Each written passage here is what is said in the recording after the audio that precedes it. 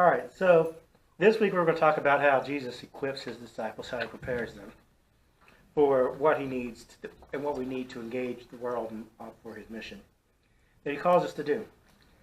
So whenever you hear the word DIY, what do you think of? Do it yourself. Do it yourself, right? Well, that's, you think about that. That's pretty much a phenomenon nowadays. There's all these shows out there. There's all these people who are out there who do everything themselves.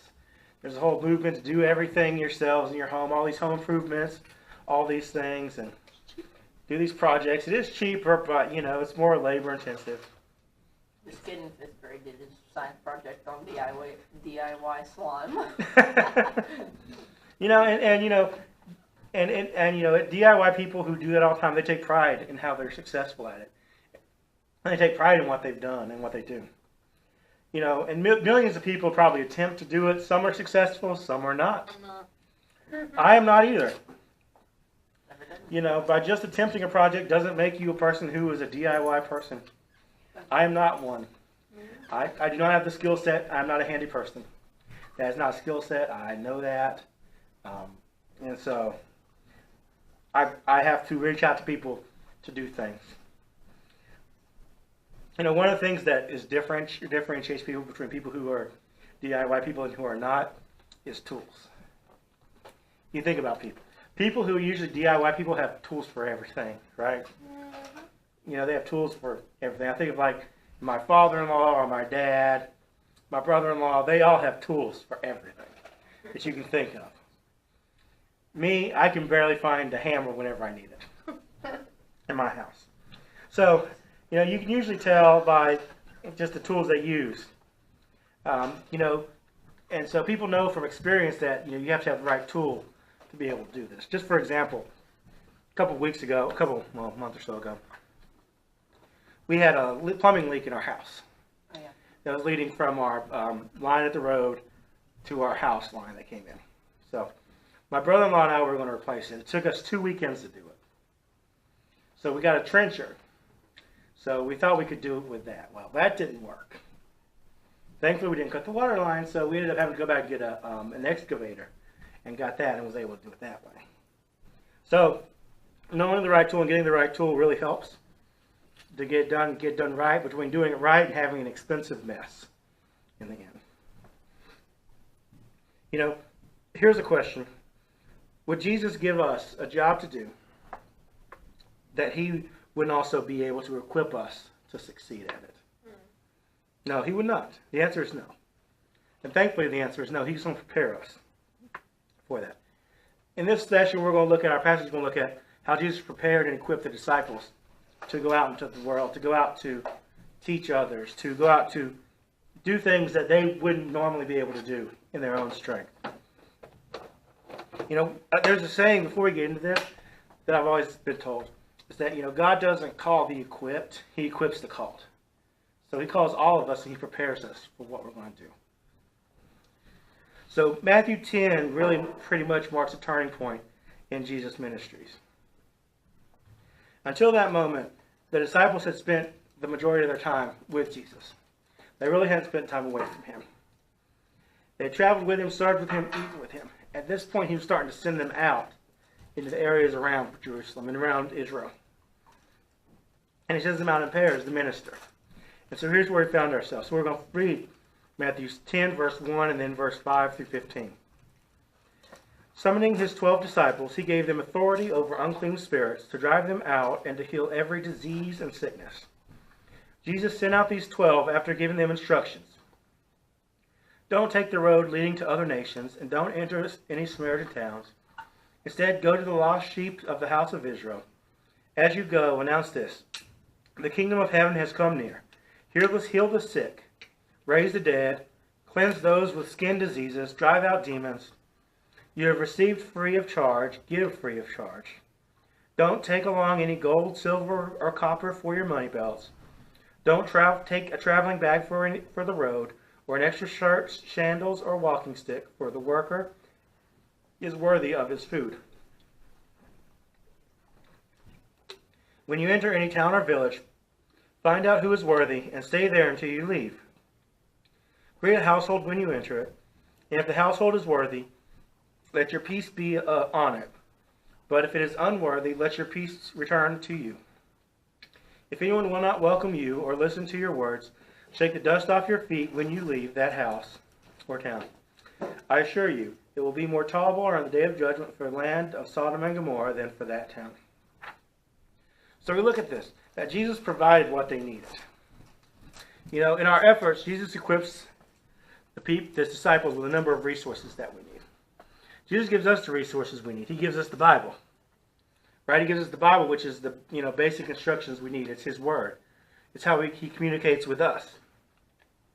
It's a foundation for understanding Him, the world, and everything, His story, and what we need to do.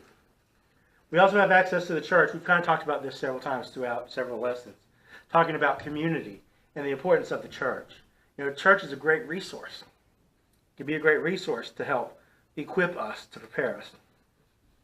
And then we also have our own unique mix of talents and abilities.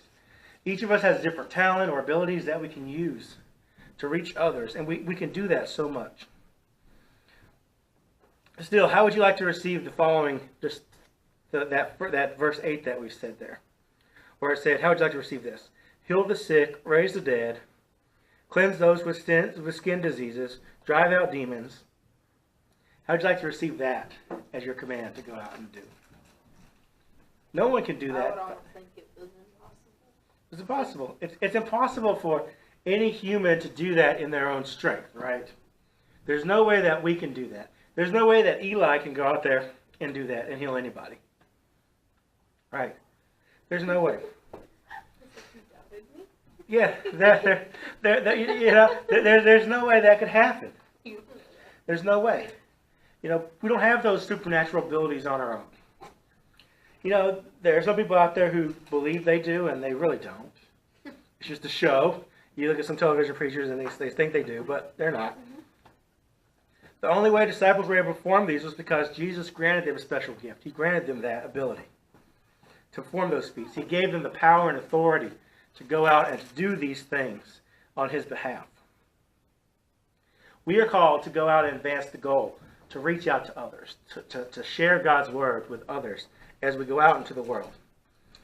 We must never lose sight of that's our main, our critical focus, is to do that, to follow Jesus and access Jesus ourselves, and He will equip us with what we need to go out into the world and share the good news with others.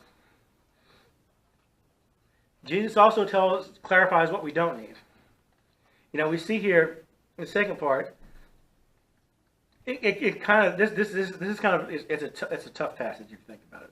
It says in Matthew 10:9-10, don't take along gold, silver, or copper for your money belts. Don't take a traveling bag for the road, or an extra shirt, sandal, or walking sticks, for the worker is worthy of his food. So do you think next time you go out on a missions trip, or we go somewhere, you should leave your wallet at home? No. You should not take any clothes. No. That's the worst stuff. Stinky what? Yeah, you do that, you're going to get kicked off the bus, okay? What? No, I'm They're just not kidding. really. Wait, what? Most of the kids on the bus stink anyways. I know, I but don't ride the bus, but I know that. no. If you go on a missions trip, I'm going to kick you off the bus if you're going to not bring any other clothes other than the ones you got on. Oh, okay. But, You don't have a wallet. yeah, You left your wallet at home. yeah, but, He can carry his money in his pockets. well, that doesn't mean that, or, it doesn't mean that we should, not, have a debit card, or, we shouldn't pay our pastor or anything like that. What Jesus was saying was to let go of those things that made them feel comfortable. You think about it, what really makes you feel comfortable before they went on missions? Those things like, the luxuries that we have. And couches, yeah. Phones, your chairs, Beds. Yeah. beds, things like that, Just think of it like that. Because he wanted them, the reason why he did that was because he wanted them to completely rely on him. For that, he wanted them to rely on him. He wanted them to set aside their own resources. Yes, they may have had money. They may have had plenty of clothes. But he wanted them to set aside their own resources so that they would depend on him for everything they need. we need to understand that as modern Christians, Jesus is calling us to go beyond our own abilities and resources. To be frank, if the concept of following Jesus fits into our American dream culture of going this normal life that we have, we need to stretch out our understanding of what it means to be a disciple. We have to think about it. Does that mean we should never have any nice things? No, it doesn't. But it means that we should stretch ourselves. We should reach out.